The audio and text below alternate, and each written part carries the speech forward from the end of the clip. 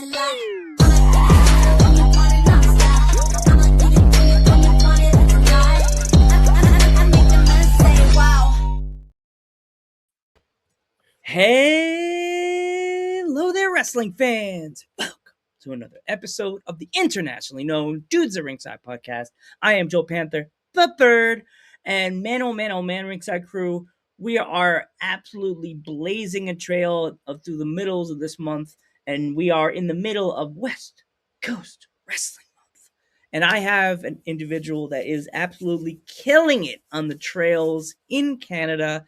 Introduce yourself to my internationally known audience. Hello there, Joe Panther the third. I am Dash Dauntless, a non-binary wrestler based out of the Canadian Pacific Northwest here. Really happy to be on the show today. Thank you so much for having me. Oh, no problem. It's my pleasure. I love talking to people, and I love helping wrestlers from all over the world get their name known. And you're from Canada, so how did you get your start in the wrestling business? Where was your start for this?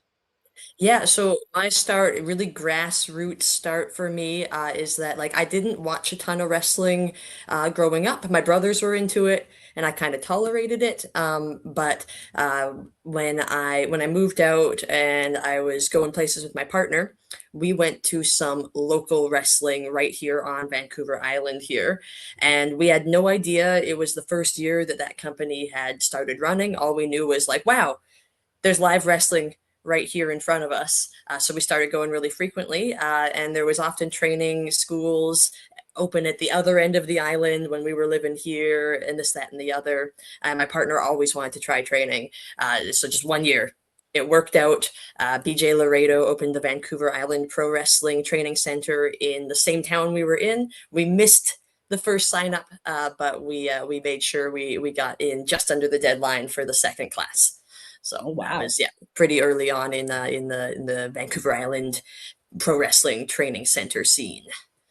How long did it take you to get greenlit when you were in the training facility?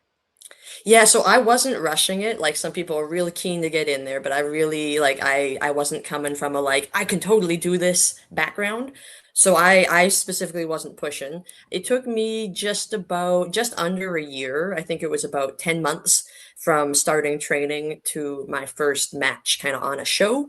And it was a little before that, probably about 3 months before that, I kind of put together my first student showcase match just in the training center to try and get a feel for the full thing and a little bit of a character and energy.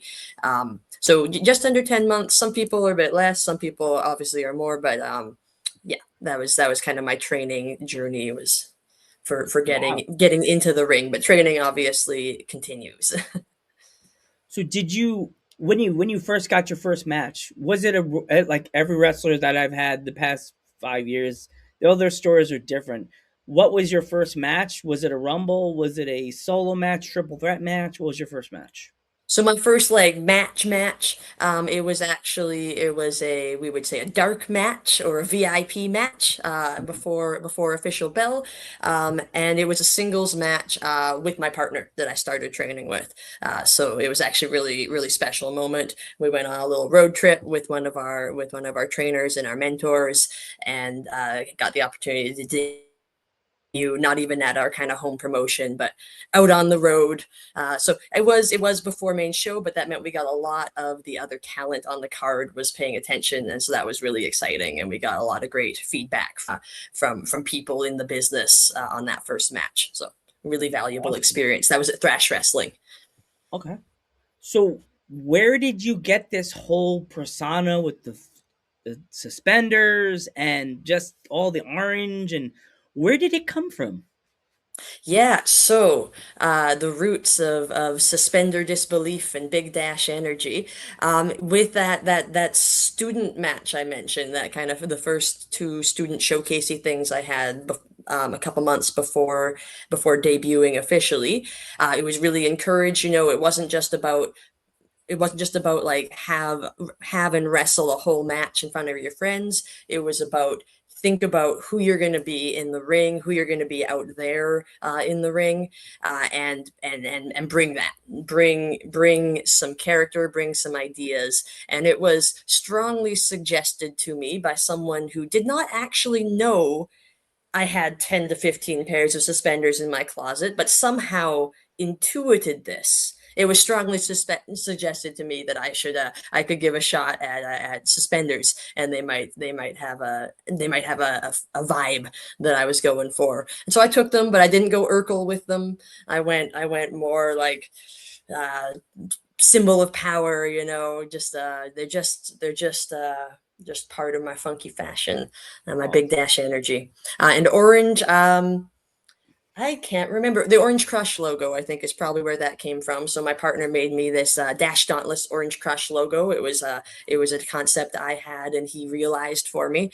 And I think that's probably where a lot of the orange initially came from, because I had the orange logo, and I love that logo. I do mean to do it in some other flavors at some point, but classic orange dash has had a lot of pineapple. legs for No, me. not pineapple. If you do it in pineapple, people will be like, "Oh, the pineapple's upside down." No.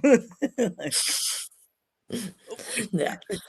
Did Yeah, no, did there was a thought for me to have a whole rainbow pack, as I would call it, like the three colors, pink, yeah. purple, orange, and then I was thinking I might throw lime in there because another crush flavor that's it's They good never luck. did. They never did a lemonade. You notice that? I would love to see like a Right. lemonade, like a pink Yeah, I lemonade. guess I guess they already had the pineapple, so they didn't want to confuse thing issues with the yellow. Yeah, they could have made it pink, like a pink lemonade, like a lemon, but like have like the lemon, but I don't know how you would make it not look weird. Make a point, but then make it like the pink lemonade around it or whatever. Like the splat will be pink.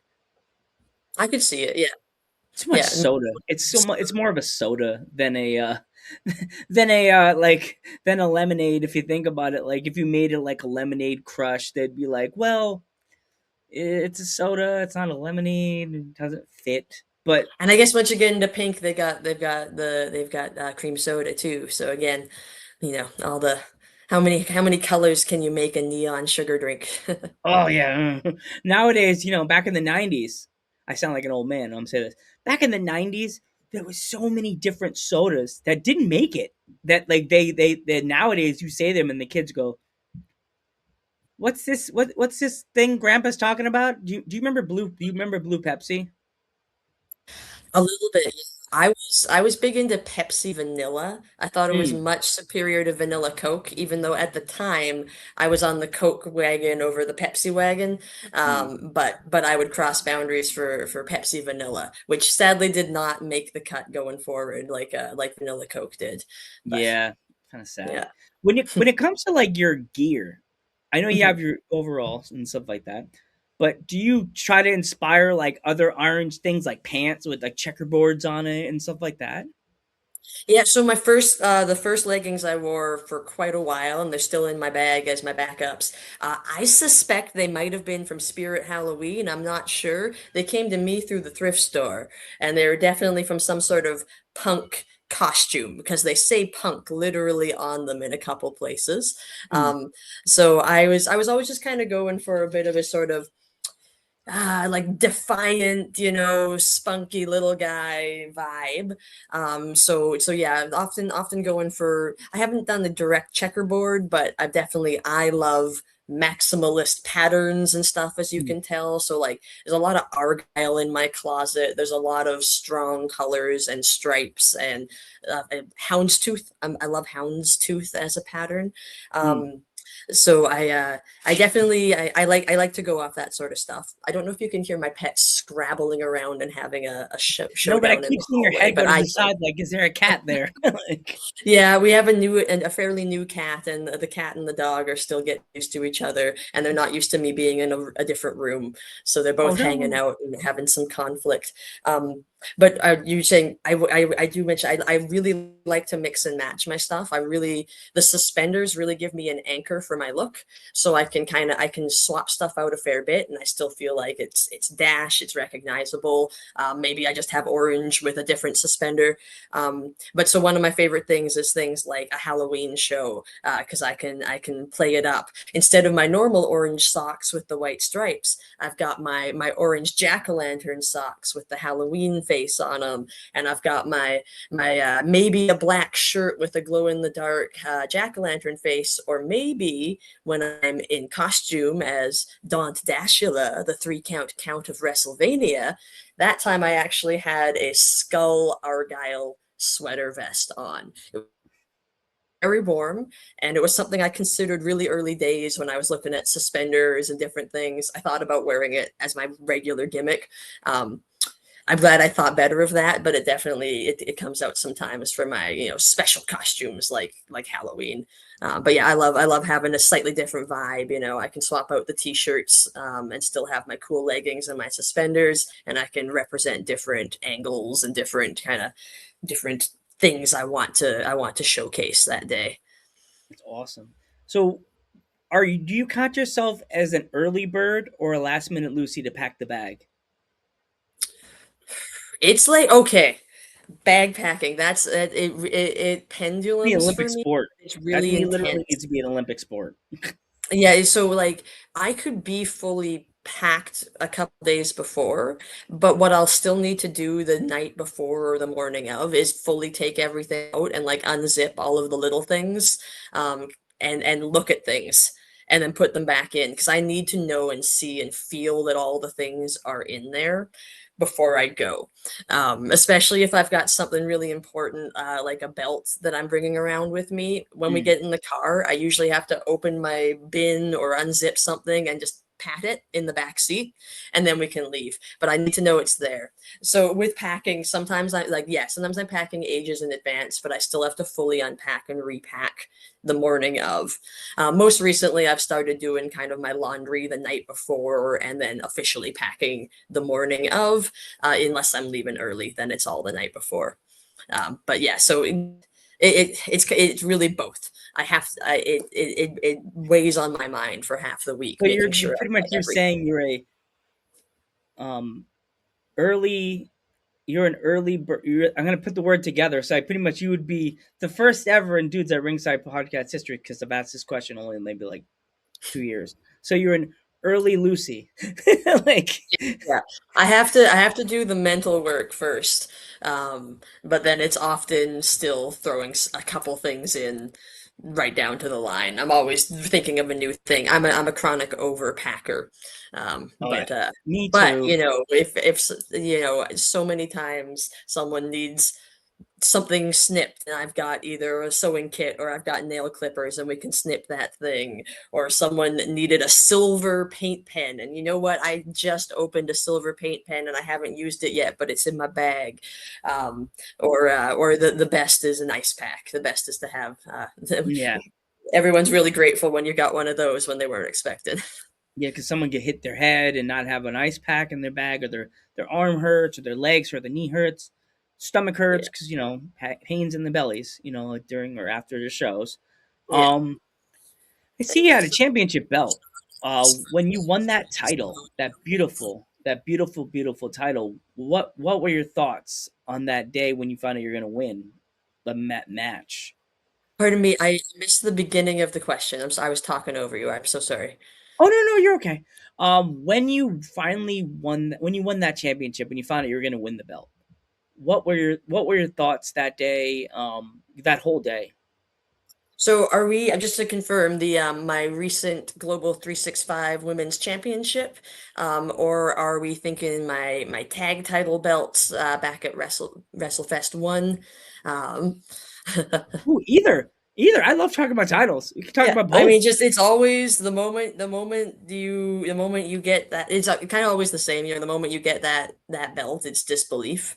It's never something it's something I work really hard for, and you're always very, very proud to know that that the company is looking at you and thinking about you and thinking that you're someone that can represent them.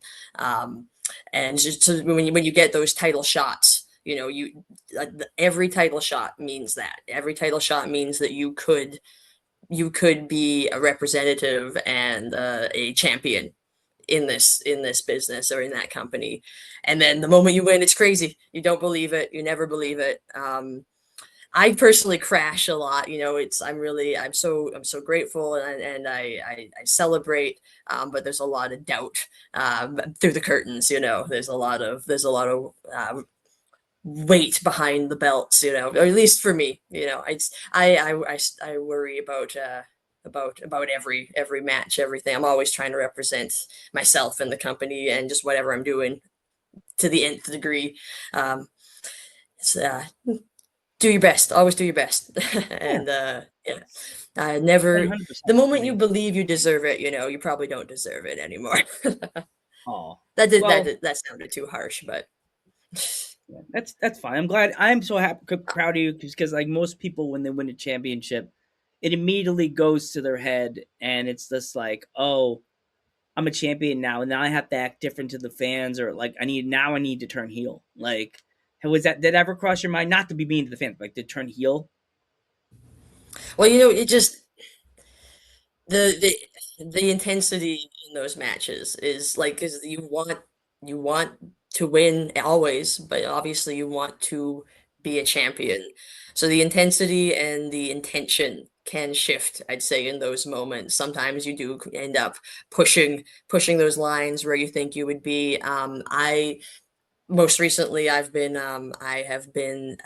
am at the time of recording the current and second the two-time current 365 global women's champion at 365 wrestling, and I have been in fierce competition with Becky Beach, my best worst friend of me, as we like to say, and she just had her last chance this weekend at the belt while I'm champion, and she got mean. She got intense. She did not hear that there was a rope break.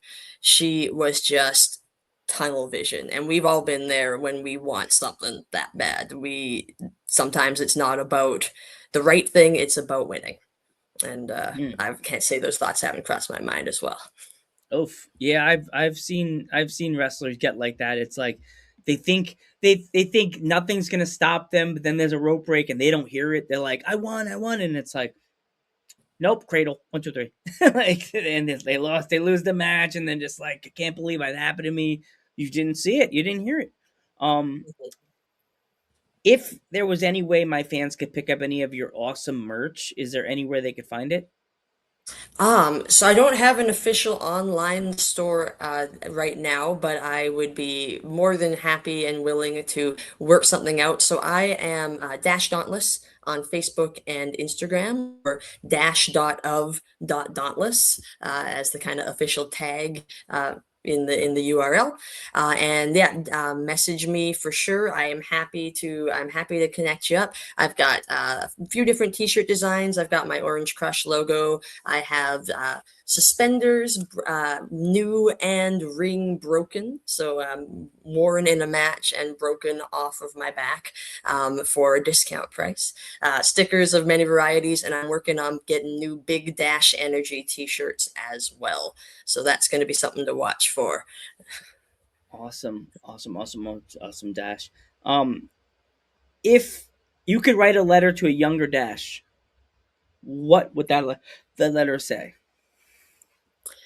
Something I've been thinking a little bit about, because I do have an invitation right now to talk to some Pathfinders, a branch of Girl Guides here in Canada, in a couple weeks about possibilities of going into wrestling or just what they want to do, and it's really like to younger Dash, to anyone that is just kind of looking to start out on any journey.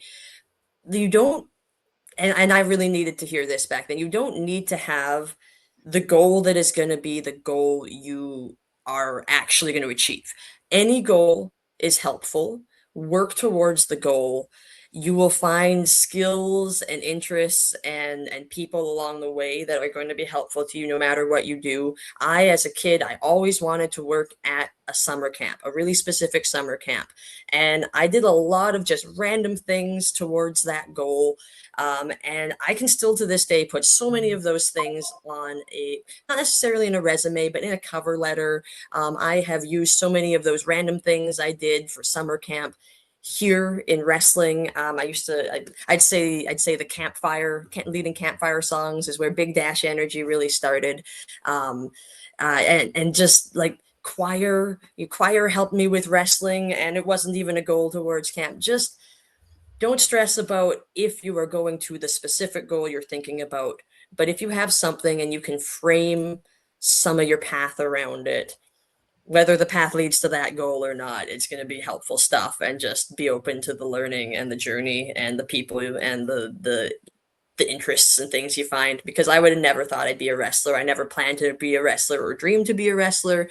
I was I just wanted to do something physical again and something kind of like summer camp again. And here we are. I'm a pro wrestler. I'm a champion. I've been a champion at two companies. I've been at two Vancouver Island WrestleFest in front of 2,000 fans. And a lot of that came from wanting to get food safe so I could work in the kitchen maybe at summer camp. And there's paths. Everything connects. Yeah. But Dash, I want to thank you so much for coming on the podcast. It really means a lot that you came in to help tell your story and your journey. Please tell your wrestling friends. If you haven't already, please give Dash a follow on Instagram and anywhere she has. Definitely check her out at her shows. She does some big things and brings her overalls, bring her big Dash energy. I am Joe Panther the third. I am Dash Dauntless. I will just chime in to say non-binary pro wrestler, they, them, but also no stress. And thank you so much for having me on the show today, Joe. I really had a great time, and I'm just excited to connect with your fans and my fans any way I can. And Thank you again. we will catch you in the next one.